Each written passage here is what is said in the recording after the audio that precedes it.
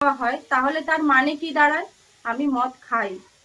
তো ব্যাপারটা সেরকমই।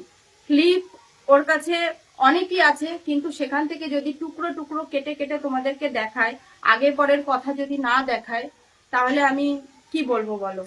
তো যাই হোক, এই ব্যাপারটা আমি ক্লিয়ার করাতে চাই যে আমি ওকে কোপ মারতে গিয়েছিলাম না কি করেছিলাম, সেটাই আমি এই যে কাকিমাকে ডেকে নিয়ে এসেছি। এই যে হচ্ছে আমার সেই কাকিমা। তো কাকি, তুমি একটু বলো যে তুমি আমাদের বাড়ি সেদিনে আসলে, এসে তুমি কি দেখলে? আমি কি ভাইকে, মানে তুমি বলো যে তুমি কি দেখেছো। সেদিন এসছি আমি এই মন করি যে বাপন এসছে, আমি সামনে দরজায় বসে দেখতে পেয়েছি। এসে দেখি মাইমা রসুন পেঁয়াজ কাটে, ওখানে বসে বলছি মাইমা বাপন এসছে, এবার পিটি আসলে তো ভালো হতো, আমার স্বপ্নটা সত্যি হয়ে যেত, একজন এসছে আর একজন আসেনি, কি করছে দেখি এখানে হাতাহাতি হচ্ছে।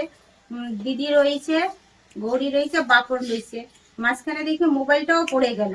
দিয়ে এখন দেখি গৌরীর চুলটা ধরে টানাটানি করছে, এবার মেজদি বলছে ধরো ধরো, ওর মা বলছে ধরো ধরো, এবার ধরলাম, কোনি ধরো ধরো, ধরে এবার ও চুল টেনে সে এরকম বেরিয়ে যাচ্ছিল, ছাড়াতে পারছি না, তিনজনে মিলে এই চুল টানাটানি হচ্ছে।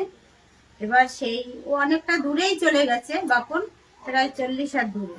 আর ও ওখান থেকে বটিটা হাতে তুলছে, আবার বটিটা সামলাতে গেছি, যে রাগ হয়েছে যেহেতু মেয়ে ছেলে চুল ধরে এত রাগ হয়ে গেছে, বটিটা সামলাতে গিয়ে বটিটা ঘুরিয়ে আমার লেগে গেছে।